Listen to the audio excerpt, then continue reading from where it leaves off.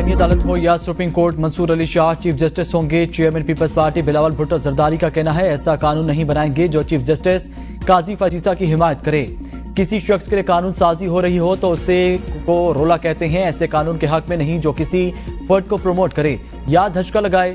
اس تفصیلی فیصلے کا آج تک انتظار کر رہے ہیں جس کے بنیاد پر ہم نے 19ویں ترمیم منظور کرائی۔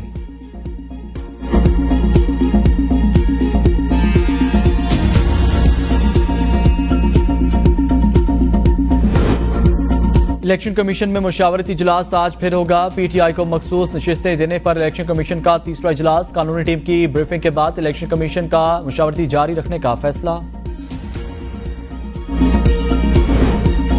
آئی ایم ایف کے ساتھ مذاکرات کے دوران چین کا تعاون مسلسل حاصل رہا۔ وزیر اعظم شہباز شریف کا چین کے 75ویں یوم تاسیس کے موقع پر تقریب سے خطاب۔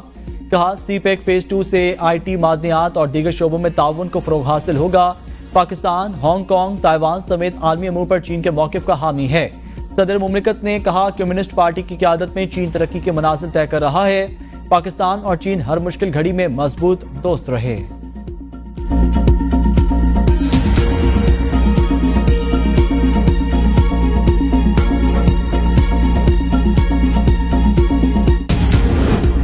انجم عقیل خان، ڈاکٹر طارق فضل چودھری، راجہ خرم نواز کی درخواستیں زیر التوا تصور ہوں گی۔ الیکشن کمیشن عدالتی آبزرویشن مد نظر رکھ کر دوبارہ فیصلہ کرے۔ اسلام آباد ہائی کورٹ نے الیکشن ٹریبیونل منتقلی کیس کا تفصیلی فیصلہ جاری کر دیا۔ فیصلے میں کہا الیکشن کمیشن کا فریقین کو موقع نہ دینا بظاہر آرٹیکل 10A کی خلاف ورزی طے شدہ ہے۔ الیکشن کمیشن عدالتی فورم نہیں، الیکشن کمیشن مکمل انتظامی بھی نہیں، ایک آئینی ادارہ ہے۔ بظاہر ٹریبیونل منتقلی کے کیس میں میرٹ پر بھی بات کی گئی اور اس پر فیصلہ دیا گیا جو یقینی طور پر الیکشن کمیشن کے دائرہ کار نہیں، صرف قانون کی غلط تشریح، سماعت کی تاریخ نہ دینا یا درخواستوں کا مسترد ہونا جانبداری کا ثبوت نہیں ہے۔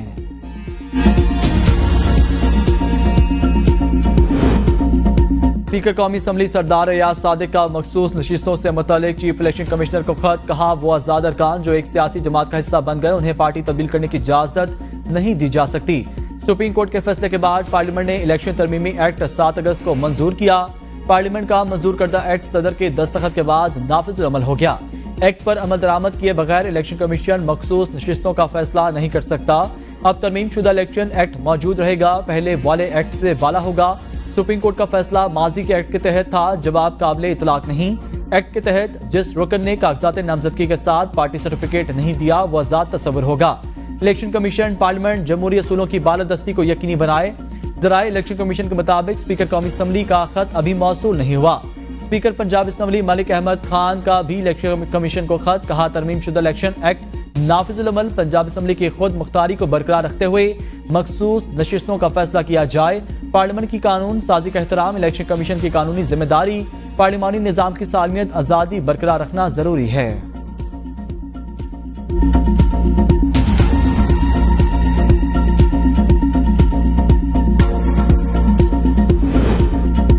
حکومت کا پریکٹس اینڈ پروسیجر ترمیمی آرڈیننس لانے کا فیصلہ۔ وزارت قانون نے آرڈیننس تیار کر کے کابینہ کو بھجوا دیا۔ ذرائع کے مطابق پریکٹس اینڈ پروسیجر ترمیمی آرڈیننس کے ذریعے چیف جسٹس کا مقدمات مقرر کرنے کا اختیار بڑھانے کا فیصلہ۔ کسی کمیٹی رکن کی عدم دستیابی پر چیف جسٹس کسی جج کو کمیٹی کارکن نامزد کر سکیں گے۔ پریکٹس اینڈ پروسیجر قانون کے تحت 3 رکنی کمیٹی بینچز تشکیل دیتی ہے۔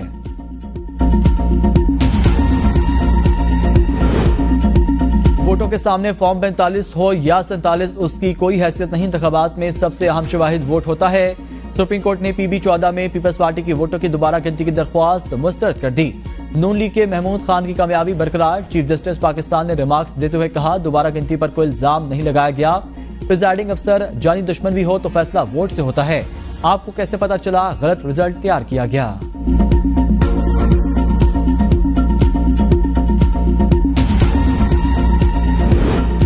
اگر آئینی ترمیم کا بل پاس ہو جاتا تو ملک میں مارشل لاء لگ جاتا۔ عمر ایوب کا دعویٰ۔ اپوزیشن لیڈر نے پارلیمنٹ میں صحافیوں سے گفتگو میں کہا مولانا فضل الرحمان نے واضح کہا ہمیں مسودہ ناقابل قبول ہے۔ اعظم طاہر اور بلاول بھٹو کو بھی مسودے کے بارے میں کچھ پتہ نہیں۔ اگر حکومت کے پاس بھی ڈرافٹ نہیں تھا تو انہیں ڈوب مرنا چاہیے تھا۔ ہمارے پاس بھی کسی قسم کا مسودہ نہیں تھا، نہ دیا گیا۔